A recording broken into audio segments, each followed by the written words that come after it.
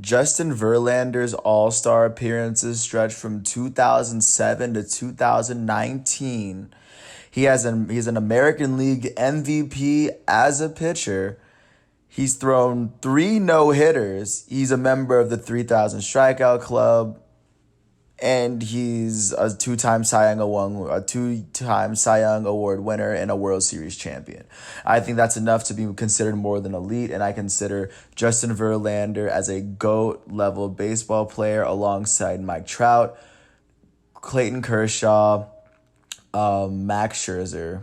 And yeah, I mean, I think Justin Verlander fits in along with those guys as first ballot um, first ballot Hall of Famers still in their prime that are still among the best at their position in baseball. And I think Justin Verlander, when this season starts up, could very well be a front runner to win the Cy Young Award. Like I'm serious. How you guys doing? It is Monday, July 20th, 2020 out here in this quarantine. I'm James Sims. And for this episode, I'm going to do a GOAT profile on Justin Verlander. And for those of you unaware, some of you know that he's married to Kate Upton, but those of you that aren't, Justin Verlander is a 37-year-old starting pitcher who is currently playing for the Houston Astros. I know, boo, Houston Astros. Yeah, I got that. But Justin Verlander is the cream of the crop as far as pitchers come.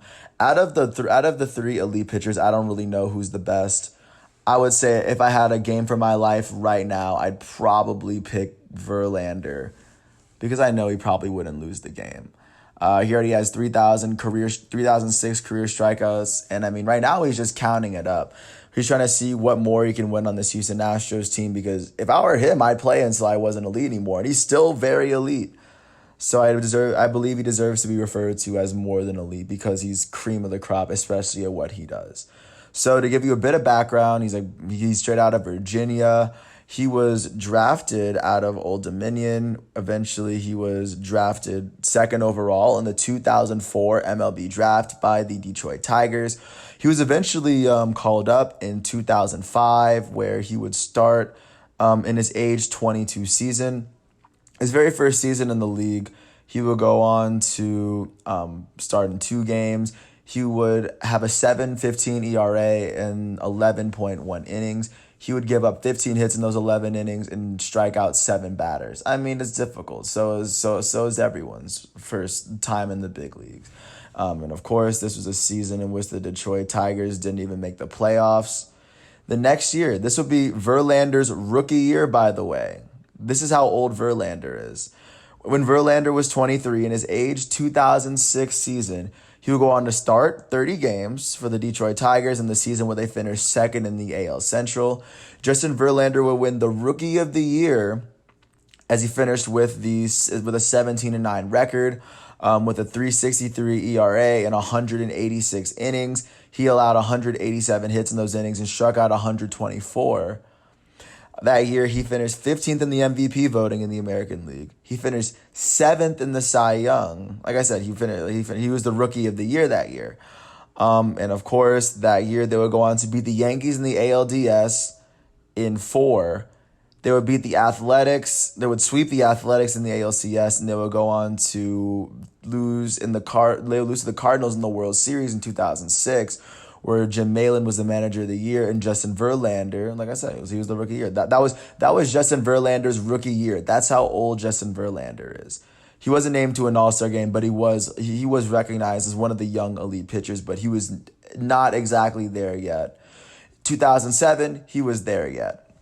2007 was the first year in which he made an All-Star game. 2007, I mean, like I was 7 in 2007. In his 2004 season, he would go on to start 32 games in a season in which the Detroit Tigers would not make the playoffs. They finished second in the AL Central with 88 wins. But of course, Justin Verlander would of course qualify for the All-Star game, and he would finish 5th in Cy Young voting as he finished with an 18-6 record and finished with a 3.66 ERA in 201 innings, where he allowed 181 hits and he struck out 183 batters. But at this point, he was being recognized as one of the best pitchers in the American League.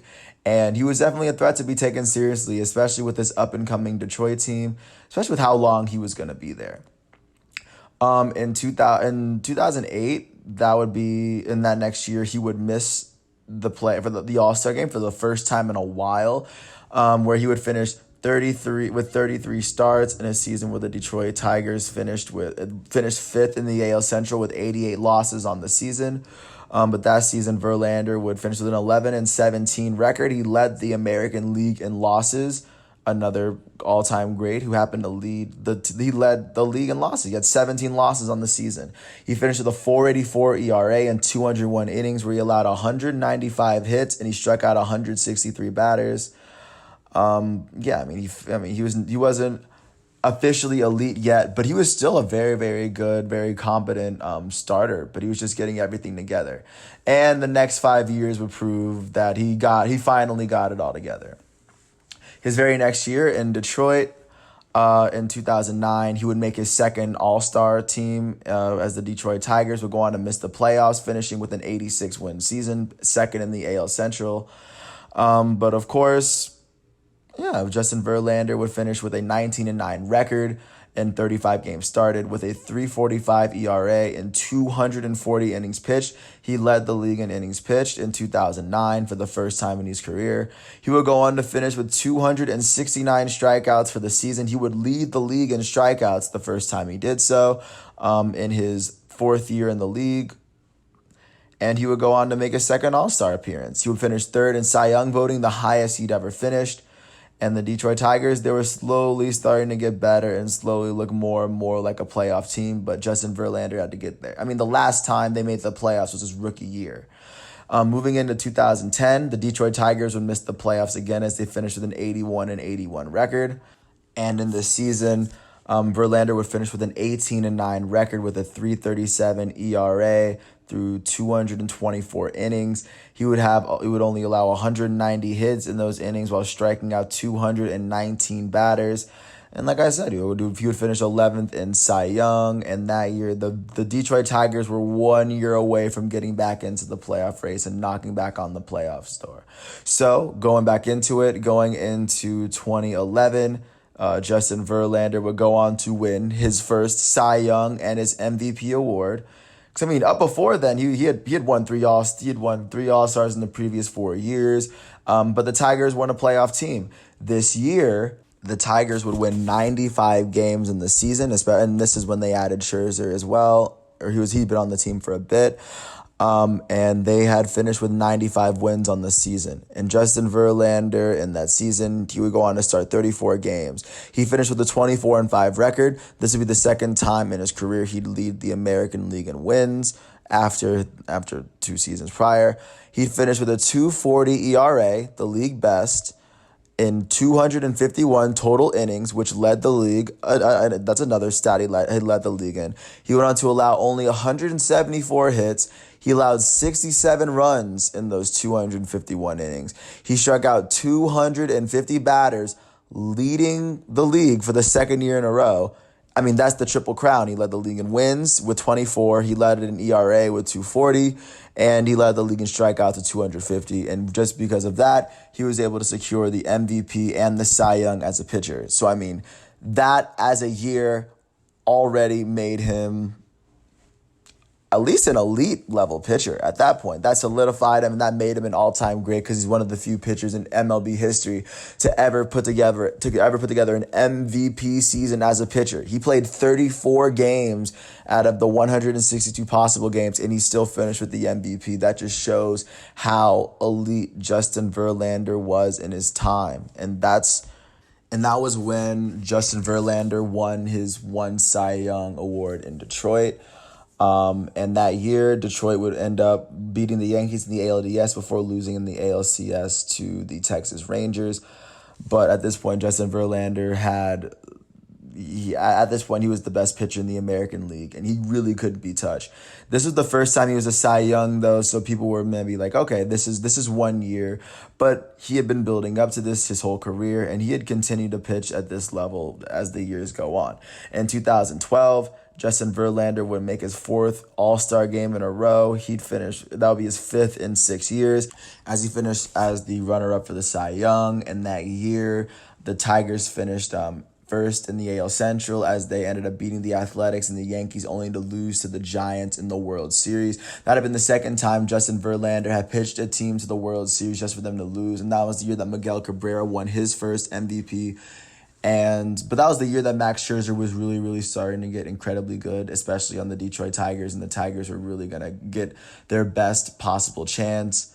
But yeah, they made it to the World Series. They couldn't get it done, and Justin Verlander was a player who, at this point, had been a Cy Young Award player and an MVP, and even a Cy Young runner-up the next year. But at that point, he hadn't been on a championship team, and that was the only thing that he had been seeking to win at that point. Going on to his 2013 season, Justin Verlander would make his fifth consecutive All-Star game, his sixth in 7 seasons, as he would start 34 games in a season where the Detroit Tigers would finish with the first seed in the AL Central. They would clinch the playoffs, and in that season, Justin Verlander would finish with a 13-12 record with a 3.46 ERA. In those 218 innings, allowing only 212 hits and striking out 217 batters that season. That year, the Tigers would go and make it into the playoffs, where they'd beat the Athletics in the first round and lose to the Red Sox in the ALCS the year they got hot again, and they won the championship. And that was the year that Miguel Cabrera won his second consecutive MVP, and that was the year Max Scherzer won his Cy Young. Following that year, Justin Verlander would come back to Detroit for his age 31 season. In that season where the Detroit Tigers would finish with the best record in the AL Central with 90 wins. Justin Verlander would not clinch an All-Star game as he finished with a 4.54 ERA in 32 games that he pitched. In 206 innings, he finished with allowing 223 hits, and he struck out 159 batters. Of course, not what he was up to the past couple seasons, and I mean, he kind of fell off a bit naturally, as someone that's great as he was, that's as great as he was does. But naturally, he came back. But following that season, Max Scherzer went off to he went to the Nationals. He went to play in Washington, and for 2015 and 2016, you see the Detroit Tigers completely missed the playoffs, and Justin Verlander, he wasn't necessarily named an All-Star, but in 2016, he finished with a 16-9 record with a 3.04 ERA on the season, and he still led the league in strikeouts for the fourth time in his career with 254 at the end of the season. And at the end of that season, there was a question as to whether he was going to stay in Detroit, because of course he was the man, but he was falling off. He had been there for a full decade, and in his full decade in Detroit, before his last season there, he had made it to the All-Star game 6 times. He was already voted to the MVP, after winning the Cy Young, and he was runner-up to the Cy Young while he was there after being Rookie of the Year. So he had only won Cy Young. He had won one Cy Young in Detroit, but it came with an MVP. And 2007 would bring a bit of change in his career.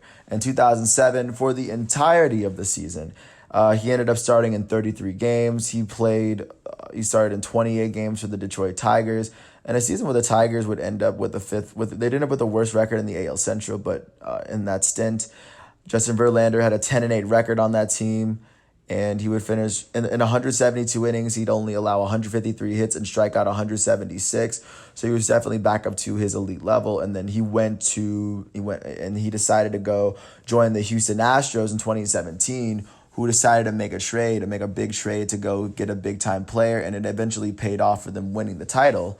Second half of the season, he would go on and finish with a 1.06 ERA in 34 innings, allowing only 17 hits and striking out 43 batters in that stint. Of course, the Houston Astros finished out that season with a 101-61 record, with the best record in the West.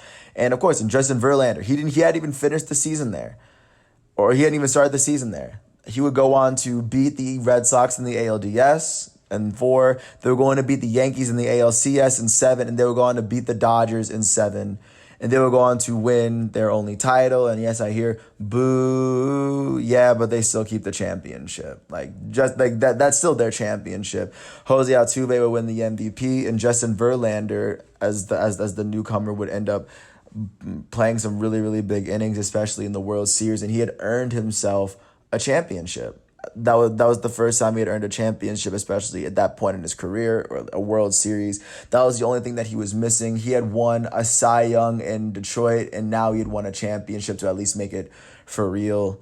And so everyone knew that Justin Verlander was that guy, and ever since he's been there, Justin Verlander has gone back to what he was when he was when he was in his elite, when he was in his height in Detroit.